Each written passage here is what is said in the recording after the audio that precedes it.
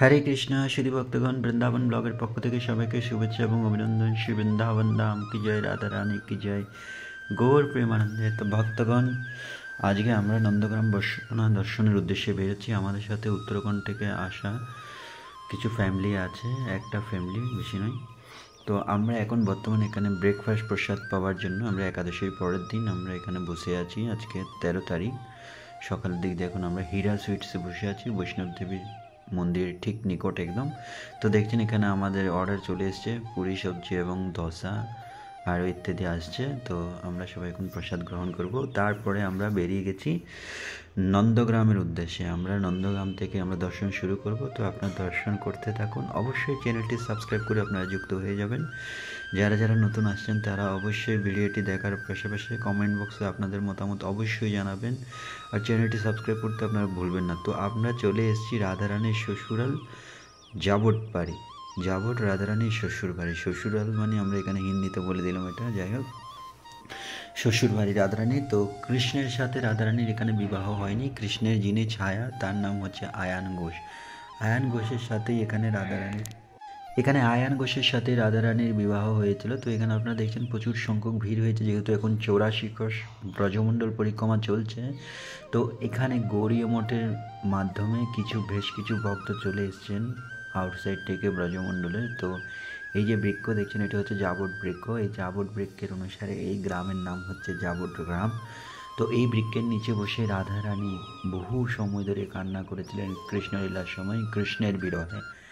তো এক সময় কি হয়েছিল, ভগবান শ্রীকৃষ্ণ রাধারানীর জন্য গোবর্ধন থেকে ঝাঁপ দেওয়ার চেষ্টা করেছিলেন। তখন মধুমঙ্গল রাধারানীকে এই কৃষ্ণকে বোঝায় যে আমি তো রাধারানীর মতো দেখি, তোমরা চিন্তা করো না, তো আমি ওখানে যাচ্ছি, রাধারানীকে তোমার কাছে পাঠাবো। তো এই যে চিত্রপটটি হচ্ছে তার নমুনা।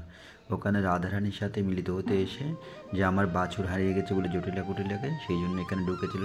ঢোকার পরে নিজের বেশভূষণটা রাধারানীকে দিল, রাধারানীর বেশভূষণটা নিজে নিয়ে এখানে থেকে গেল, পাঠিয়ে দিল কৃষ্ণের কাছে। তো সেই অনেক লীলা আপনারা অনেকবার শ্রবণ করেছেন। এটা সিঙ্গেল ব্লগ নয়, এটা একদম পুরো রিমেক্স ব্লগ। পুরো নন্দগ্রাম বর্ষণার যত দর্শনগুলো আছে তার মধ্যে সব দর্শনগুলো আমি এখানে তুলে ধরেছি। তার মধ্যেও কিছু কিছু দর্শন আমি কিন্তু এখানে তুলতে পারিনি। প্রচুর পরিমাণ দর্শন আছে, কিন্তু যেগুলো আমরা গড়িয়ে ভক্ত সমাজ সবসময় করি সেগুলো সবগুলো আমরা করছি এখানে। তো আপনারা কিছুক্ষণ আগে শনিদেবের মন্দির দর্শন করেছেন, ওটি হচ্ছে কোকিলাবন। কালো করে শনিদেবের সেই বিগ্রহ দর্শন করেছিলেন, সেই সম্পর্কে লীলা আর বলবই বাকি বিভিন্ন এক্সট্রা ব্লগ এখানে আছে, আপনারা দর্শন করবেন। এখন আমরা চলে এসেছি নন্দগ্রামে নন্দবাবার বাড়িতে। গোকুল থেকে যখন নন্দবাবা নিজের ফ্যামিলি নিয়ে চলে এসেছিলেন, পরিবার নিয়ে, যে এই স্থানে যে শাণ্ডিল্য ঋষি ছিলেন তিনি এখানে অভিশাপ দিয়েছিলেন কাকে, রাক্ষস জাতিকে, যে এখানে যদি কোনো রাক্ষস জাতি আসে তাহলে তারা কী হয়ে যাবে, তারা ভস্ম হয়ে যাবে। তো সেই ভয়ে এখানে কোনো রাক্ষস আসার আর সুযোগ পায়নি। তো এখান থেকে নন্দবাবা আর কোথাও যায়নি, এখানেই নিজের ঘর উনি গড়েছেন। তো এখানে এরপরে কী হয়েছে, কৃষ্ণ এখান থেকে সমস্ত লীলাগুলো ব্রজভূমির মধ্যে 84 ক্রোশের মধ্যে করেছেন ভগবান। তো এখান থেকে প্রতিটা দিন উনি গায়ে চালানোর জন্য যেত। তো আমরা এখন ছাদের উপর চলে এসেছি, এখানে নন্দবার গোশালাও আছে নিচে। এখান থেকে সমস্ত দর্শনগুলো টেরকদম বা আশিশ্বর মহাদেব সবগুলো এখান থেকে দূর দূর থেকে দেখা যায়, কিন্তু আমরা এখানে কুয়াশার কারণে আপনাদের দেখাতে পারবো না। এখন শীতকাল চলে এসছে, কাঁপুনির সময়। তো শীতকালের সময় সত্যি দর্শনটা খুব আনন্দ হয়, তবে গাড়ি ড্রাইভিংয়ের সময় একটু অসুবিধা হয়। দেখছেন এখনও বেলা অনেক হয়ে গেল, কিন্তু কী হচ্ছে না, কিচ্ছু দেখা যাচ্ছে না। আমরা এখন চরণ পাহাড়িতে চলে এসেছি। এটা কিন্তু 2024-এর ব্লগ, এটা কিন্তু অন্য সময়ের ব্লগ না, এটা নতুন ব্লগ একদম। তো আমরা চরণ পাহাড়িতে চলে এসেছি। চরণ পাহাড়ি দুই জায়গায় আছে, একটা হচ্ছে কাম্যবন, তো এটা হচ্ছে উত্তরাখণ্ডের গাড়ি। দেখছেন আমরা এই গাড়িটা নিয়ে এসেছি, ওনারা নিজস্ব গাড়ি করে এসেছিলেন, আমার আগেও ওনাদের সাথে যোগাযোগ ছিল। তো আমরা এখন এখানে চরণ পাহাড়িতে চরণ দর্শন করবো। এটা হচ্ছে নন্দীশ্বর পর্বত। ব্রজমণ্ডলের মধ্যে 3টি পর্বত বিরাজমান করছেন। 3টি পর্বত হচ্ছে ব্রহ্মা, বিষ্ণু, মহেশ্বর। তো আপনার বর্তমান মহেশ্বর মানে শিব পর্বত নন্দীশ্বর পর্বতে বিরাজমান। এই যে ভগবানের চরণ চিহ্ন আপনারা দেখছেন এখানে ছোট আকারের মধ্যে আছে, আর বড় আকারে দেখতে গেলে আপনাদের কাম্যবনে 4 ধামে যেতে হবে, বদ্রীনাথ, কেদারনাথ, গঙ্গোত্রী, যমুনোত্রী। ওই সময় ওখানে কামা এরিয়ার মধ্যে আপনারা পাবেন। তো এই নন্দীশ্বর পর্বত, এখানে ভগবান শ্রীকৃষ্ণ যখন বাঁশুরি বাজিয়েছিলেন তখন বাঁশুরির সুর শুনে যে পাষাণ পাথর তারা পর্যন্ত গলে গেছিলো, আর ভগবানের চরণের ছাপ এখানে বসে গেছিলো। তো দেখছেন গ্রাম বাংলার প্রকৃতি কত সুন্দর। সুন্দর। এখন আমরা ধীরে ধীরে চলে এসেছি বৃন্দা দেবীর মন্দিরে। বৃন্দা দেবী তুলসী মহারানী কি জয়, কৃষ্ণ ভক্তি প্রদায়িনী তুলসী মহারানী কি জয়, বৃন্দায় তুলসী দেবী প্রিয়ায় কেশব সূর্য কৃষ্ণ ভক্তি পদে দেবী সত্যবত্যই নমঃ নমঃ। তো এই মুহূর্তে আমরা বৃন্দা দেবীর তুলসী মহারানীর মন্দিরে এসেছি। এটি হচ্ছে আদি প্রাচীন বৃন্দা দেবীর তুলসী মহারানীর মন্দির। তো এখান থেকে পরবর্তী ব্রজনাভের যে প্রতিষ্ঠিত সেই বিগ্রহটা ছিল সেটি কামাবনে চলে গেছে। কাম্যবনে, কামা মানে এটা এখানকার ল্যাঙ্গুয়েজে কাম্যবন হয় বাংলায়, ঠিক আছে। তো এটি হচ্ছে বৃন্দা দেবীর মন্দির, বৃন্দাকুণ্ড। আর পাশে ওইদিকে আছে গুপ্তকুণ্ড।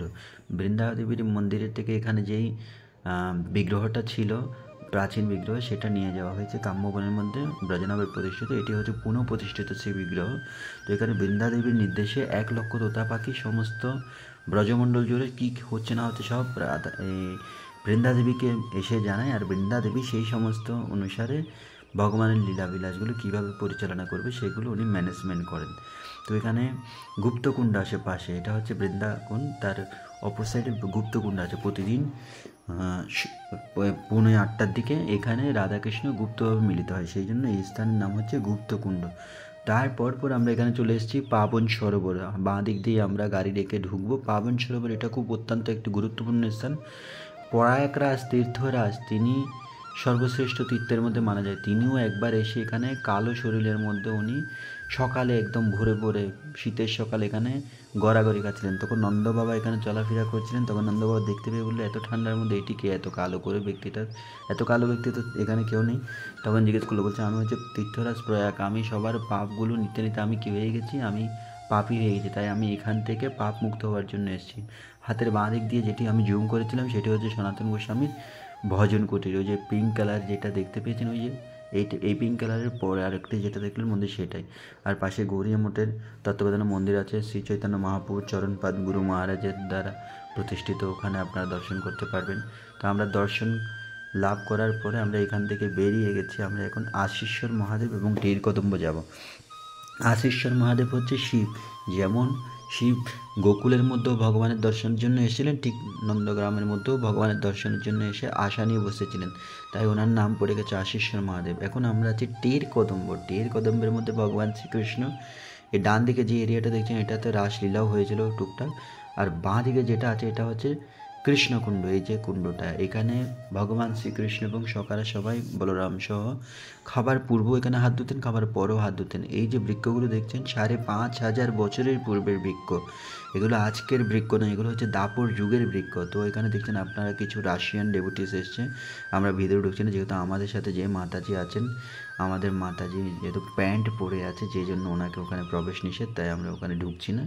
তো কৃষ্ণকুণ্ড আপনারা দর্শন করেছেন। রূপ গোস্বামী এখানে নিত্য প্রতিদিন এখানে স্নান করতেন।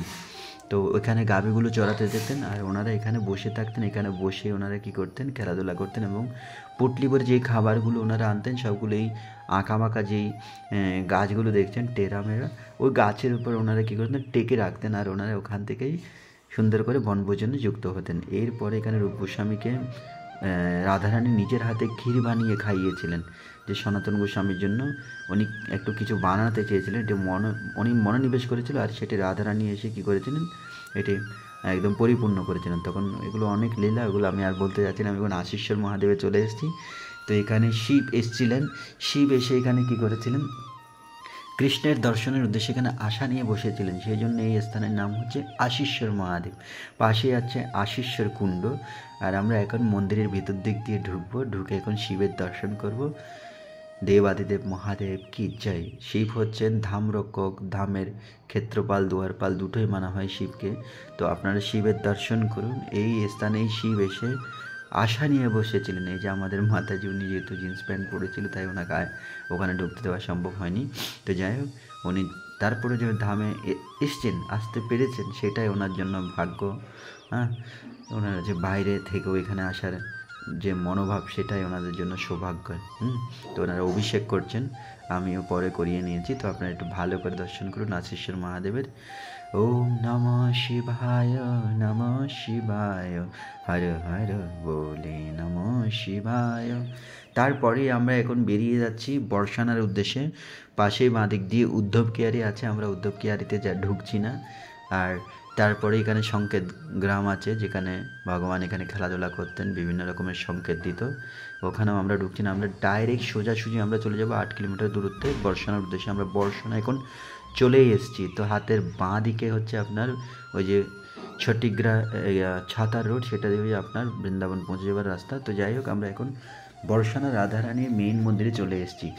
যখন রাধারানী রাভেলে জন্মগ্রহণ করেন, যখন নন্দবাবা এখানে চলে এসেছিলেন রাক্ষসদের অত্যাচারে, তখন রাধারানীর পিতৃদেব বৃষভানু মহারাজ এখানে চলে এসেছেন। তো এখানে ব্রহ্মাণ্ডের মধ্যে, ভূলোকের মধ্যে যিনি রচয়িতা তিনি হচ্ছে চতুর্মুখী ব্রহ্মা। তো বহু বহু ব্রহ্মাণ্ডে অনন্ত মস্তকধারী ব্রহ্মা আছে। এখন দর্শন বন্ধ আছে, কিছুক্ষণ পর দর্শন করবে। আমরা ওয়েট করছি আধা ঘন্টা। এখন বেলা 1:20 হচ্ছে। তো 2টো অবধি মন্দির খোলা থাকবে। এখন কার্তিক মাস, তাই একটু বেশিক্ষণ খোলা থাকবে। তো চতুর্মুখী যে দর্শন খুলে গেছে, আপনারা দর্শন করুন। ভগবানের প্রচুর ভিড়ভাড় হয়েছে। তো চতুর্মুখী ব্রহ্মা এখানে দানগড়, মানগড়, ভানগড়, বিলাসগড় রূপে এখানে বিরাজমান করছেন। এটা হচ্ছে ব্রহ্মচল পর্বত, এখানে ব্রহ্মা তপস্যা করছেন। তো আপনারা দর্শন করুন, কৃপা লাভ করুন। তো আমরা এখন শেষ অবধি এখানে দর্শনের পর যখন বেরিয়ে যাচ্ছি, তো আপনাদের যেই নিচে নামা এবং ওঠার জন্য যে ব্যবস্থাটা বয়স্ক লোকের জন্য এবং সবার জন্য, এই ব্যবস্থাটা আপনারা এখান থেকে গ্রহণ করতে পারেন। এটা রামবাগ থেকে আপনারা নিচে থেকে গ্রহণ করবেন, এখানে ডাইরেক্ট একদম মন্দিরে চলে আসবেন। পার পারসন 50 টাকা করে, একজনের 50 টাকা করে নেবে ওরা। ওটা আপনারা ওই উঁচা গ্রাম সখীগিরি পর্বতের দিকে যখন যাবেন, ললিতা সখীর বাড়ির দিক দিয়ে, সেখানে আপনি হাতের বাঁ দিক দিয়ে এই ব্যবস্থাটা আপনারা পেয়ে যাবেন। আপনাদের বাইকে করেও আসার দরকার নেই, বাইকে করে আসলে আপনারা চলে যাবেন কৌশল বিহারী মন্দিরে। তো যাই হোক, এটা হচ্ছে উইংস্টন হোটেল। এটি একটি অনেক ভিআইপি হোটেল, আমি আগেও এখানে এসেছিলাম। তো বর্ষানার মধ্যে যদি আপনি ভিআইপি ভালো কোনো রেস্টুরেন্ট আপনি খুঁজবেন, তাহলে এটি হচ্ছে একমাত্র রেস্টুরেন্ট, অন্য আর কোনো রেস্টুরেন্ট আপনি পাবেন না। যে রেস্টুরেন্টের নাম হচ্ছে উইংস্টন। এই রেস্টুরেন্ট কৃপালু মহারাজের, যিনি প্রেম মন্দির বানিয়েছিলেন, কোথায় প্রেম মন্দির পরিচালিত করছিলেন, যার নির্দেশে, কোথায় বৃন্দাবনে, তার নির্দেশে এখানে আরেকটি মন্দির আছে ওনার নির্দেশে, সেটি হচ্ছে কীর্তি মন্দির। সেই কীর্তি মন্দিরে বিলকুল একদম ফেস টু ফেস আপনারা এই সুন্দর একদম মন মুগ্ধকর উইংস্টং হোটেল আপনারা দেখতে পাবেন। তো আমরা এখন উইংস্টং হোটেলে ঢুকে এখানে একটু আমার ব্লগের একটু তৈরি করছি, কিছু ভিডিও বানাচ্ছি এই উইংস্টং হোটেলের। ওনারাও একটু টুকটাক ফটো তুলছে, যেহেতু এটা অনেক সুন্দর একটি হোটেল রেস্টুরেন্ট। আর উপরে আপনার এখানে থাকার ব্যবস্থাও আছে। তো আপনারা এই হোটেলটি দেখে আপনাদের অবশ্যই আপনাদের ভালো লাগবে। তো আমাদের অর্ডার হয়ে গেছে। আমি তো অন্নগত প্রাণ, আমি দুপুরের প্রসাদ অন্নই পাবো। তো আমার জন্য অন্ন অর্ডার করিয়েছি, দম আলু অন্ন, আর কিছু আমার প্রয়োজন নেই, আর ডাল, আর ওনাদের জন্য যা যা এভরিথিং ওরা করেছে। তো এই হচ্ছে দম আলু আর অন্ন আমার চলেই এসছে, উনি দেখছেন এখানে। তো যাই হোক, আমরা এখন হোটেল থেকে বেরিয়ে গেছি। আমরা এখন চলে এসেছি কোথায়, সাকরি গলি, যেখানে ভগবান শ্রীকৃষ্ণ ব্রজগোপীদের থেকে দই, মাখন, কড় নিতেন। আমরা এখন সেই স্থানে চলে এসেছি। এই স্থানে ভগবান শ্রীকৃষ্ণ ব্রজগোপীদের থেকে দই, মাখন, কড় নিতেন। তো এখানে গোপীদের যে মোটকা, উনি দইয়ের মোটকা হাঁড়ি উনি ফেটে দিতেন। ফেটে কী করতেন, বলছেন কড় দাও, না তো ফেটে দেবো, আমরা রাজার লোক, এইভাবেই। তো এখানে ভগবান শ্রীকৃষ্ণের হস্তরেখা চিহ্ন আছে। তো আমি যে বললাম দানগড়, বানগড়, বিলাসগড়, এবং দানগড়, মানগড়, ভানগড়, বিলাসগড়, এই চতুর্মুখী ব্রহ্মার 4টি মস্তক বলেছিলাম না। তো যেটা আপনার রাধারানীর মেইন মন্দির ছিল, সেটি ছিল কি, সেটি ছিল আপনার ভানগড়, মানে বৃষভানু মহারাজের নামে। আমার হাতের বাঁ দিকে আছে কি, বিলাসগড়, হাতের বাঁ দিকে একটা বিলাসগড়। আর আপনার ওই দিকে দিয়ে হলুদ একটা মন্দির আছে কৌশল বিহারে, সেটি হচ্ছে দানগড়। আর মান মন্দির যেটি, সেটি হচ্ছে মানগড়। এই স্থানের মধ্যে যে লোকটা বসে আছে সাদা করে, সেই স্থানটি হচ্ছে আপনার কি, সেই স্থানটি হচ্ছে মোটকা ফাটার স্থান। এদিকে সুদেবী সখীর বাড়ি আছে, অষ্টসখীর মধ্যে একজন। সোজা চলে গেলে এটি পরিক্রমা মার্গ হয়ে বয়ে যাচ্ছে। আর এখানে পুরো পরিবেশটা আপনারা একবার দর্শন করুন। এরা যে দিক দিয়ে দর্শন করছে, তার বাঁ দিক দিয়ে হচ্ছে বিলাসগড়, আর আমার হাতের ডান দিক দিয়ে হচ্ছে আপনার ময়ূরকুটি উপর দিয়ে, যেখানে ভগবান শ্রীকৃষ্ণ ময়ূর হয়ে নৃত্য করে রাধারানীর মান ভঙ্গন করেছিলেন। এখন আমরা চলে এসেছি কোথায়, এখন আমরা চলে এসেছি গ্যাহবর বনের মধ্যে। এই গ্যাহবর বন মানে কি, যে পূর্বকালীন সময় এখানে এই যে মানগড়, এই যে মান মন্দির আপনারা দেখছেন, কুয়াশার কারণে দেখা যাচ্ছে না, আমরা উপরে উঠছি না, ওখানে কাজ চলছে মন্দিরের। ওখানে রাধারানী কান্না করেছিলেন যে একটি স্থানে পাথরের মধ্যে বসে, সেইটাও আপনারা ওখানে দেখতে পাবেন, কৃষ্ণের সাথে মান করেছিলেন। তো গ্যাহবর বনে আছে আমরা এখন।